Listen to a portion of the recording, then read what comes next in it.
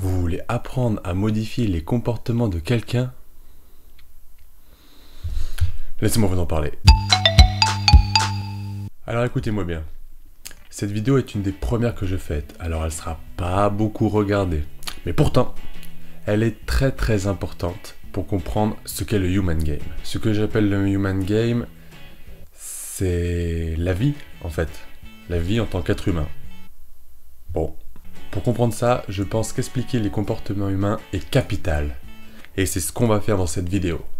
Boum! Les comportements humains ont fait l'objet de nombreuses études au cours de l'histoire.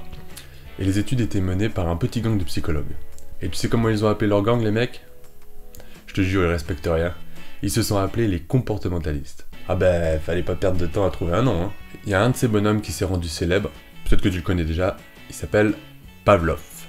Et tu sais, il a fait quoi, lui? Il s'est intéressé à un phénomène très fort, c'est le conditionnement. Et grâce au conditionnement, croyez-moi, on a fait des merveilles. Alors lui, il a notamment étudié le conditionnement sur ses clébards. Il a pris un chien normal, et il a commencé par remarquer que, quand il lui amenait sa nourriture, il salivait plus que d'habitude. C'est le chien qui bave, hein, pas Pavlov. Donc le conditionnement commence ici. L'apport de nourriture entraîne une salivation importante. On a donc une stimulation, qui est l'apport de la nourriture, et une réponse comportementale, qui est la salivation. Alors Pavlov, qu'est-ce qu'il a dit? Il a dit « Ouais, c'est cool, mon chien il salive quand j'apporte sa bouffe. Mais est-ce que cette réponse pourrait résulter d'une stimulation totalement différente de la nourriture? Eh bien on va voir. Alors qu'est-ce qu'il a fait? Eh bien il a ajouté un nouveau stimulus en plus de la bouffe. Lui il a choisi un son de cloche. Donc il a entraîné son chien comme ça. Il apporte la nourriture, en même temps il fait sonner la cloche. Donc comme il y a la nourriture, ça fait saliver le chien. Il l'entraîne encore et encore, toujours en ajoutant ce son de cloche. Et à la fin, il fait juste sonner la cloche. Et le chien il bave. Fin du game. Alors je vois déjà venir là les chevaliers de l'évidence pour me dire bah oui, le chien il a compris que la cloche c'était le signal pour manger. Hein. Bah en fait c'est totalement vrai. C'est le but du conditionnement en fait. Mais je vous accorde qu'avec ce genre de comportement, c'est pas très impressionnant. Mais sur une personne par exemple, le conditionnement peut être très efficace. Il y a une application du conditionnement utilisée par la PNL, la programmation neuro-linguistique. C'est une discipline assez alternative dont on pourra parler plus tard. Alors le conditionnement est utilisé comme ça. Pour une personne qui manque de confiance en soi, disons. Si elle arrive toutefois à vivre des rares expériences où elle a confiance en elle, elle pourra alors intégrer un nouveau stimulus à ces situations, comme serrer le poing par exemple ou se toucher l'oreille, j'en sais rien moi. Et ainsi on suppose que la personne va se conditionner à avoir confiance en elle en présence de ce nouveau stimulus, donc toucher l'oreille ou serrer le poing, on s'en fout. En gros, quand la personne aura peur, elle aura qu'à faire son petit rituel, et elle aura confiance en elle. C'est pas énorme s'il te plaît? C'est pas de la bombe la psychologie? Plus sérieusement, ça a l'air simple comme ça, mais c'est plus compliqué qu'il n'y paraît. Le conditionnement est assez difficile à mettre en place, mais pas impossible. Hein. Pas besoin d'être un expert, on est tous conditionnés à quelque chose dans notre vie. On a tous une musique qui nous rappelle à une émotion précise ou à un souvenir. C'est ça le conditionnement. C'est en fait la musique qui était présente au moment de l'expérience forte qui conditionne l'apparition de cette émotion qu'on a ressentie. Donc, quand je réentends la musique, je ressens la même émotion parce que l'émotion a été très marquante. Il m'a suffi d'une fois pour apprendre.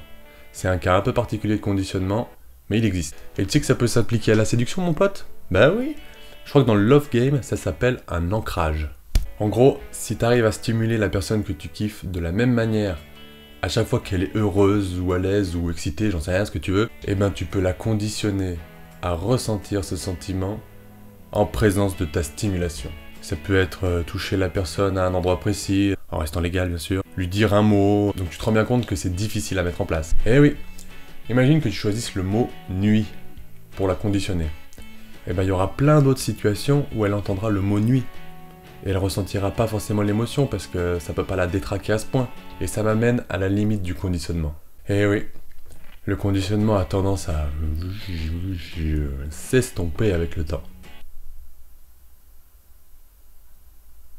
Au fur et à mesure que le temps passe, la stimulation artificielle perd de son pouvoir. Donc le chien salivera de moins en entendant uniquement le son de la cloche, parce que son cerveau va comprendre que quand il n'y a que la cloche, il n'y a pas à manger. C'est fini cette loi. Donc il va se dire bah ça sert à rien de saliver, donc il va arrêter de saliver et le conditionnement s'arrête. Mais bon, on a quand même quelque chose d'assez magique là, mais je pense pas vous livrer quelque chose de révolutionnaire, parce que comme je vous le dis, on expérimente le conditionnement tous les jours. Pourtant je pense que c'est très important de se rendre compte de ces phénomènes, de prendre 2 secondes et de se dire « Ah ok, là c'est ça qui se passe ». Tu verras, tu vas les repérer maintenant les conditionnements. Donc pour récapituler, on sait maintenant comment conditionner un comportement qu'on veut voir apparaître. Et qu'on veut voir apparaître quand on l'a décidé. Il faut pour cela choisir une stimulation neutre qui nous servira à faire apparaître le comportement quand on le veut. Je rappelle que le choix de la stimulation est très important. Il faut quelque chose de discret, mais pourtant remarquable. Et il faut une stimulation neutre qui n'entraîne pas un autre comportement qui pourrait être gênant pour notre conditionnement. Je te dis, frapper quelqu'un, ça va entraîner une réponse de douleur, une réponse d'inconfort. Donc c'est pas ça qu'il faut choisir, tu vois. Mais je pense que tu t'en doutais.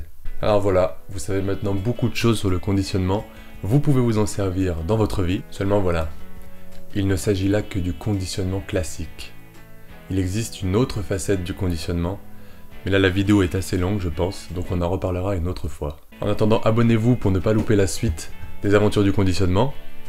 N'hésitez pas à aller jeter un œil aux autres vidéos. Moi je vous laisse et je vous dis à bientôt pour de nouvelles folies. Ciao!